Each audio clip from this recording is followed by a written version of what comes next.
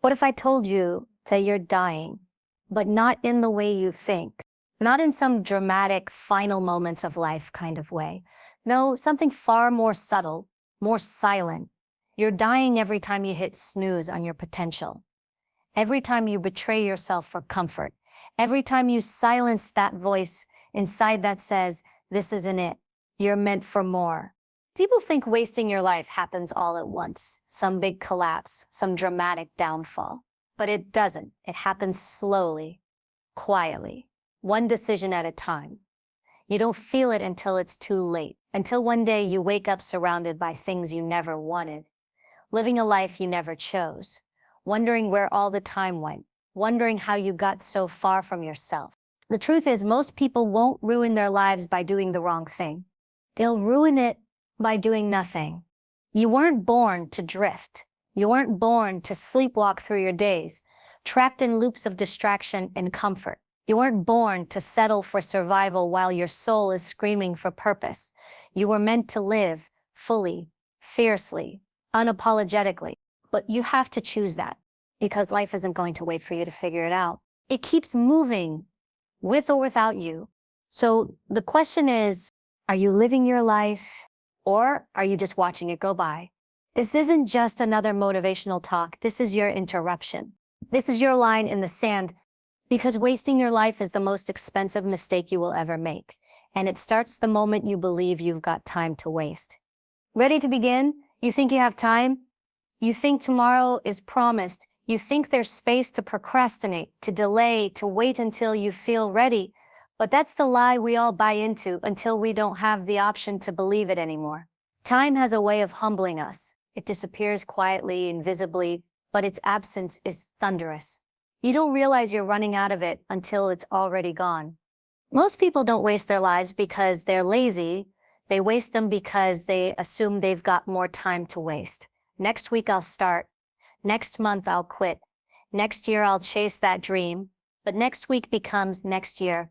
And next year becomes never. That's the trap, the illusion of later. But later isn't real. Later is where potential goes to die. You get one life. That's it. One.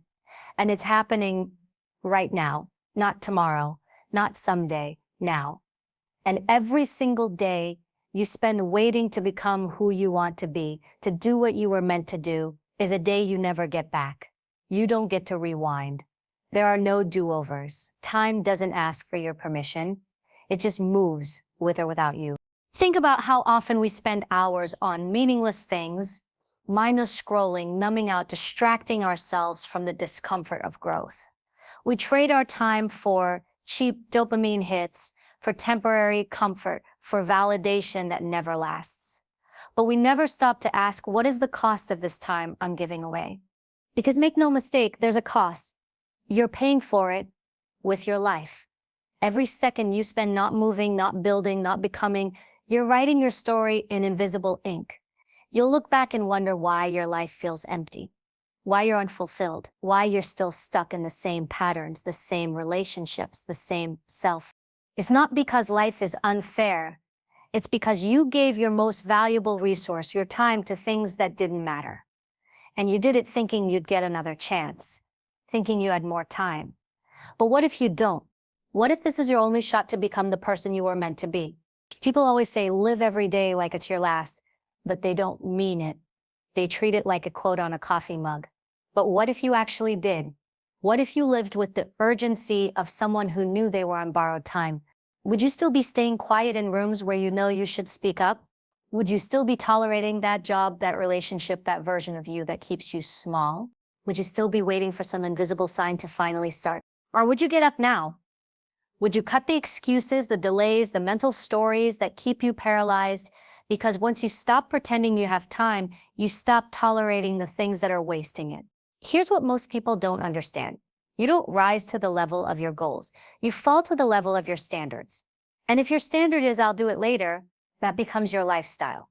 Not a phase, not a temporary slump, a lifestyle. One that eats up your years and gives you nothing in return but regret. There will always be something in the way. Fear, insecurity, doubt. But those things don't go away by waiting. They only lose power when you act in spite of them. and action takes time. But here's the thing, time is the one thing you don't have guaranteed. So if you're going to do something, if you're going to be something, why are you waiting? People regret what they didn't do more than what they did. You will never regret giving your all. But you will regret letting time slip through your fingers while you waited to feel ready. Spoiler, you'll never feel ready, and you don't need to. You need to move anyway. You can rebuild money. You can rebuild relationships. You can rebuild confidence, but you cannot rebuild time. Once it's gone, it's gone. Every tick of the clock is a moment closer to the version of you you either became or buried. So what are you going to do with the time you have left? Because whether it's 50 years or 5 months, it's not about how much time you have. It's about how much of you shows up in the time you've got. Stop lying to yourself about time. Stop giving it away to things, people and habits that aren't building the life you actually want. You don't have forever, but you do have right now, and that's enough. If you stop wasting it, comfort feels good until it robs you of your life. Most people will never reach their full potential, not because they lack talent, not because they didn't have opportunities, but because they chose what was easy. They made comfort a lifestyle. They designed their entire existence around avoiding discomfort. But the truth no one wants to hear is this: comfort is not your friend. It's your enemy. It doesn't grow you. It doesn't sharpen you. It doesn't make you stronger. It makes you soft. It convinces you that safe is the same thing as happy, that comfortable means fulfilled. But you know better. Deep down, you know comfort is keeping you small. You weren't born to just exist. You weren't built for mediocrity. But mediocrity feels safe. It asks nothing of you. It requires no risk, no sweat, no vulnerability. And that's why people stay in it. They stay in the job they hate, the relationship that no longer serves them, the habits that drain their energy, not because they don't know better, but because changing would make them uncomfortable. So they settle, not once, but daily, slowly, until settling becomes who they are. And here's the harsh truth. If you're not actively choosing discomfort, you're unconsciously choosing decay. Because growth doesn't happen where it's easy. Growth happens in the stretch, in the grind, in the failure, in the silence where nobody is clapping for you. Comfort tells you you're fine right here. Discomfort whispers there's more for you, but you're going to have to earn it. People say they want success, they want change, they want to live their best life. But when the time comes to pay the price, they flinch, they run, they go back to what's familiar, even if it's killing them slowly. Because comfort has a way of sedating your ambition. It tells you this is good enough, but good enough is the graveyard of greatness. Look around at the people who inspire you, the ones who built something powerful, the ones who walk with fire in their eyes. You think they got there by staying comfortable. No, they chose discomfort when nobody was watching. They faced hard conversations. They showed up when they didn't feel like it. They took risks that terrified them. They sat with failure and didn't run from it. Discomfort became their training ground, and that's why they're different. Meanwhile, comfort disguises itself as self-care. It wraps itself in excuses like, I deserve a break, or I don't want to burn out. And yes, rest is vital, but rest is not the same as avoidance. There's a difference between recharging and retreating. Comfort convinces you that avoiding the hard thing is protecting your peace. But what it's really doing is protecting your limitations. Every time you choose what's easy over what's necessary, you're reinforcing a habit of shrinking, of hiding, of lying to yourself about what you're capable of. And habits become identity. Before long, you're not just someone who avoids discomfort, you become someone who never changes, someone who settles. And deep down, you'll feel that ache, that knowing that you were built for more, but never became it. People spend their whole lives building fortresses of comfort, safe careers, predictable days, no emotional risks, no physical strain. But then they look around and wonder why they feel numb, why they're unfulfilled, why life feels so flat. It's because safety doesn't give you soul. You only come alive when you stretch, when you face the things that scare you and say, let's go anyway. The discomfort is the teacher. It's the forge. It shows you what you're made of. And until you're willing to lean into it, you'll never really know yourself. because you don't find out who you are when things are easy. You find out when your back's against the wall, when quitting would be easier, when nobody's watching and you still choose to show up. That's where your real identity is revealed. Discomfort sharpens your focus. It clarifies what matters. It demands your presence. And most importantly, it proves to you that you can survive it, that you can do hard things. And once you prove that to yourself, comfort loses its grip. You start craving the challenge. You start trusting yourself. You start building a life that actually reflects who you were meant to be, not who you settled into being. So ask yourself, when was the last time you did something that scared you? When was the last time you put yourself in a position to fail, not because you were reckless, but because you refused to play small? When was the last time you felt truly alive? The feeling. That's the edge. And the edge is where everything begins to change.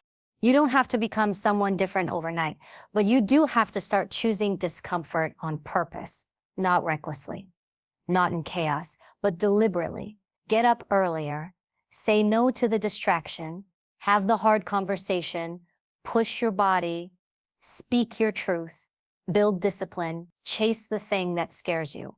Because that's where the life you want is hiding, just past your comfort zone. And every day you choose it, you become someone new, not because the world changed, but because you did. Because you chose not to be owned by comfort. You chose to become someone you can be proud of. So if you're tired of feeling stuck, if you're tired of watching your life pass you by in a haze of maybe laters, then stop making comfort your God. Trade it in for courage, for grit, for growth. Because the life you want isn't found in comfort. It's found in the fire you're willing to walk through to get there. No one is coming to wake you up. No one is coming to push you harder. No one is going to stand over your shoulder and demand greatness from you. You can surround yourself with all the inspiration in the world. Listen to every motivational speaker, read every book, follow every success page, but none of that will change your life unless you do something. Because here's the truth most people run from. You are the only one responsible for your potential, not your parents, not your teachers, not your friends, not the system, not your boss, not your circumstances. You, all of it, your progress, your results, your success, your growth comes down to one person, the one staring back at you in the mirror. That's a heavy truth, but it's also the most liberating one, because if you are the one responsible, then you are also the one in control. Most people don't like hearing that. They want someone to blame. They want to point to the economy, to their upbringing, to their environment. And while those things are real and they affect you, they do not own you. The only thing that truly owns you is your response to them. And your response is a choice. We all have potential, every single one of us.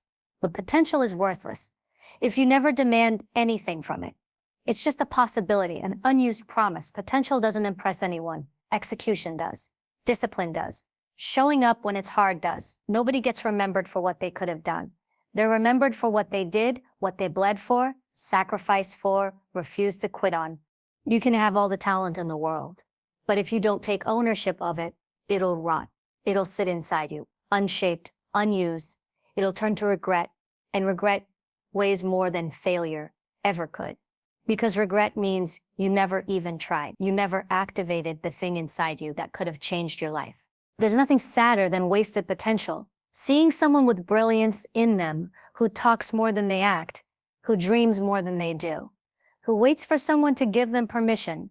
But no one's coming with a permission slip. You are already born with the ability to become something powerful, but that doesn't mean it's owed to you. You have to build it. And that building starts with brutal responsibility. You want a better body? It's on you. You want a healthier mind? It's on you. You want more confidence, discipline, income, impact? That's all on you.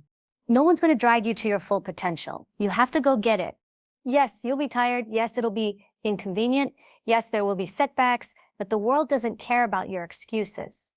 It only responds to your results, and results come from relentless ownership of your time, your habits, your energy, your mindset. The people who rise aren't the ones with the easiest path. They're the ones who took radical accountability, who stopped waiting Who decided this is on me now?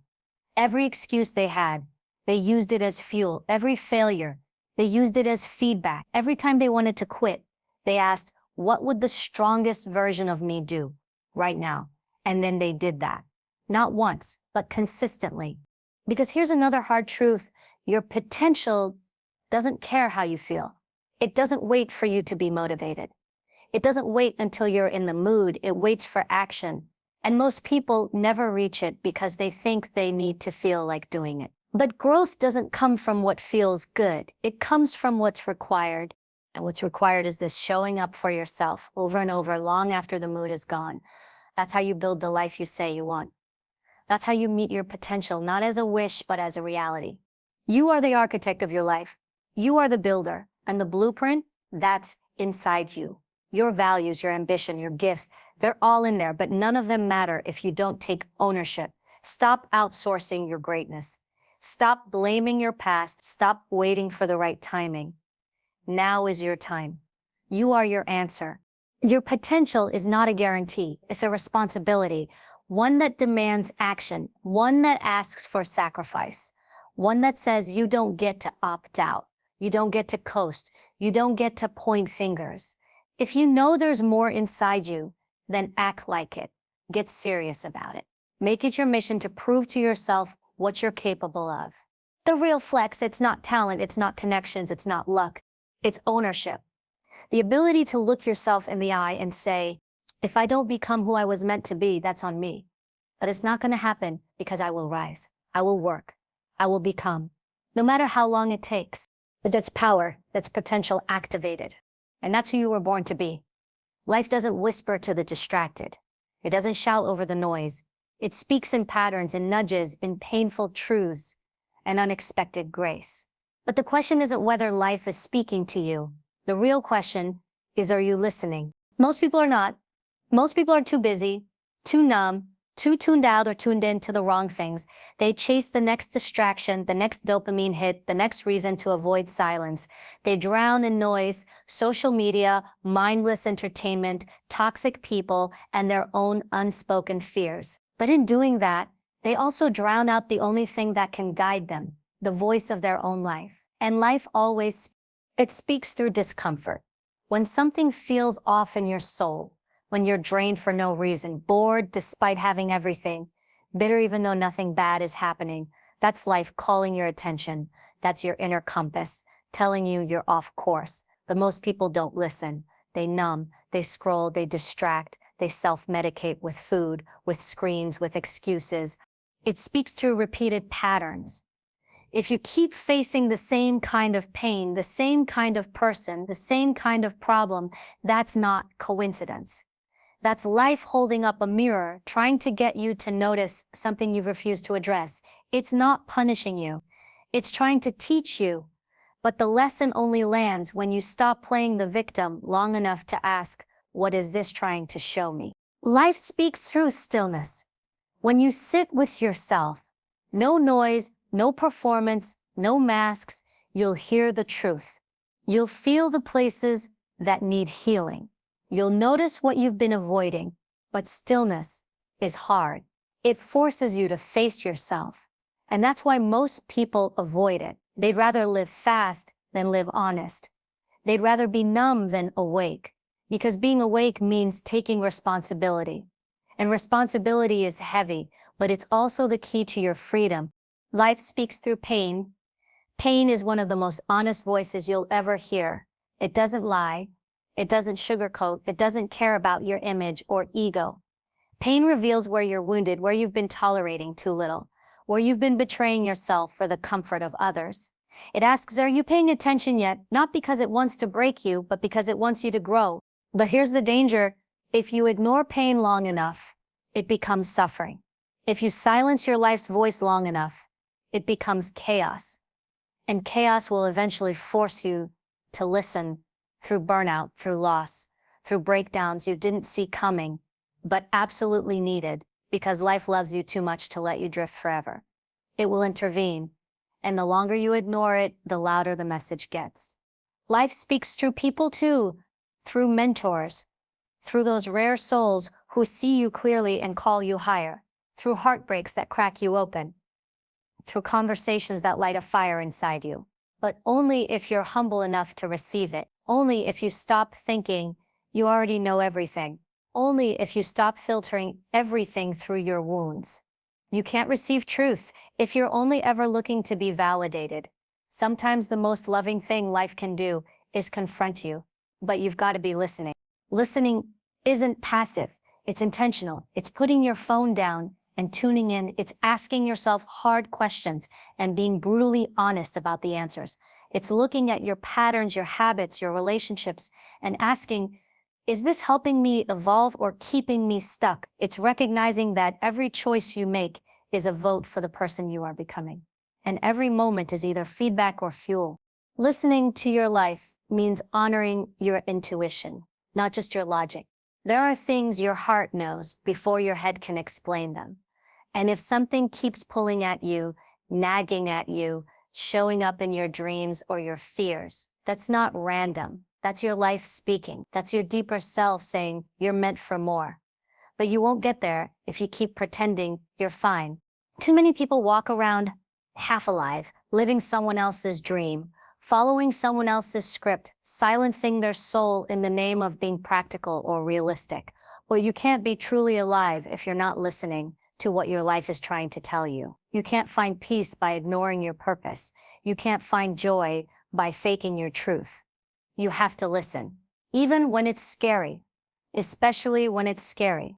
Listening means taking action, not just hearing the message, responding to it. When your life tells you it's time to let go, you let go.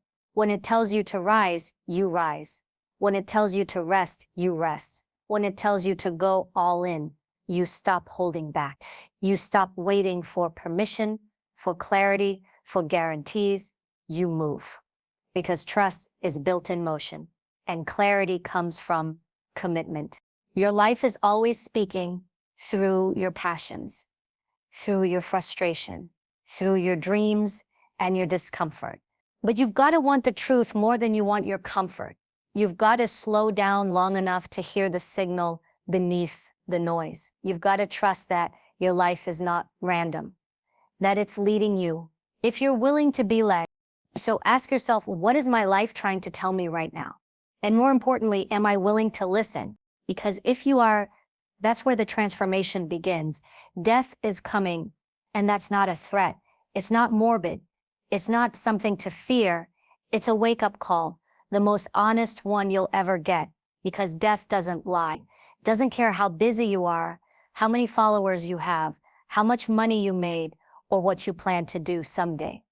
Death simply arrives, unapologetically, on its own terms, and the only question it leaves behind is, did you live while you had the chance? Most people don't.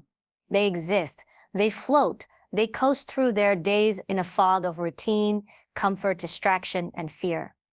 They put things off. They stay in relationships that drain them. They work jobs they hate. They silence their passions. They numb their instincts. And they convince themselves that there will always be more time, that tomorrow will be a better day to start, to change, to finally become who they're meant to be. But tomorrow is not promised. That's not a cliche. That's a fact. One phone call can change everything. One moment, one diagnosis, one accident, and your entire life is different. The people you love could be gone. You could be gone. And yet, knowing that we live like we have forever, you think you have time. That's the illusion. That's the lie comfort sells you, that you can afford to waste years being unhappy, uninspired, or unseen. But you can't. Not really. Not if you understand how fragile this all is. Every breath is a countdown. Every sunrise is a reminder that you're one day closer to your final one. So the real question becomes, what are you doing with that truth? Most people avoid it. They don't want to think about death. It makes them uncomfortable, so they turn away. But when you face it, when you really look at it, you begin to understand what living actually means. You stop sleepwalking through life. You stop playing small. You stop caring about opinions that won't matter at your funeral. Imagine that, your last day. Imagine standing at the edge of your life, looking back. What would you regret? The risks you didn't take, the words you never said, the dreams you put on hold until it was too late. Because that day is coming, and when it does, the only thing that will matter is whether you truly lived. Living doesn't mean reckless. It doesn't mean throwing everything away. It means being awake. It means being deliberate. It means asking yourself daily, is this how I want to spend my time? Is this how I want to be remembered? We don't get to choose how or when we die, but we do get to choose how we live. And if you let that truth sink in, if you let it hit you, it will change everything. It will shift the way you speak to people. You'll stop wasting words on shallow things. You'll start telling the truth. You'll look people in the eye. You'll say, I love you without hesitation. You'll say no more often and yes to the things that scare you but call you. Death brings clarity. It burns away the nonsense, the petty drama, the fake friendships, the empty goals. All of it fades when you remember how little time you really have.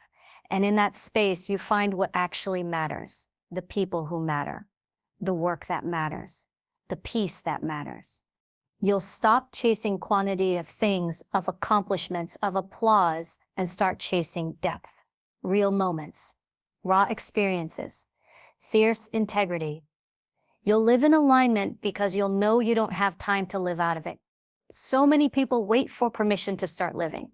They wait for the right time, the perfect sign, the approval of others, but death doesn't wait, and life won't either. It'll pass you by if you don't claim it right now, as you are in this moment. The clock is ticking, and that's not a reason to panic. It's a reason to prioritize, to stop giving your time to things that don't feed your soul, to stop entertaining relationships that cost you your peace, to stop hiding from your calling. If something lights you up, follow it. If something drains you, cut it off. If something scares you in a good way, do it. Because you don't have forever. And that's not a punishment, it's a gift. Death is what gives life meaning. Without an end, nothing would matter. There would be no urgency, no purpose, no need to grow or give or rise. But with it, with the awareness that this all ends, everything becomes sacred. Your time, your energy, your attention, your truth. So don't waste it. Don't spend years waiting for a better version of yourself to appear. Don't keep quiet about what matters. Don't numb your instincts. Don't apologize for wanting more. Don't delay joy. Write the book. Quit the job. Say the words. Take the trip. Forgive. Let go. Love harder. Start now. Because death is not the enemy. Wasted life is. Unused gifts are. Dreams that die inside you are. And if you're reading this, breathing right now, you still have time not to delay but to decide. Decide to live wide awake. Decide to make your time count. Decide to stop existing and start living. Before death comes for you, and all the potential you never used, if you're waiting for a sign, this is it. This is your moment to stop living like life is some endless rehearsal. It's not. The curtain will fall, whether you're ready or not. And when it does, the only question will be, did you show up fully? Did you speak your truth? Did you stretch, sweat, fight, and grow into the person you were born to be? Or did you coast, letting fear, comfort, and distraction rob you of a life that could have been powerful? You get one shot, one life, and it's happening right now. You don't need more time. You need more courage. Courage to stop wasting your days, your energy, your soul on things that don't matter. Courage to do what calls to you. Courage to take radical responsibility for your potential. No one's coming to rescue you. No one's going to force you to live meaningfully. That's on you. So decide today, I will not die with my greatness still inside me, because death is inevitable. But wasting your life, that's a choice. Choose better. Choose now. Live like it matters, because it does.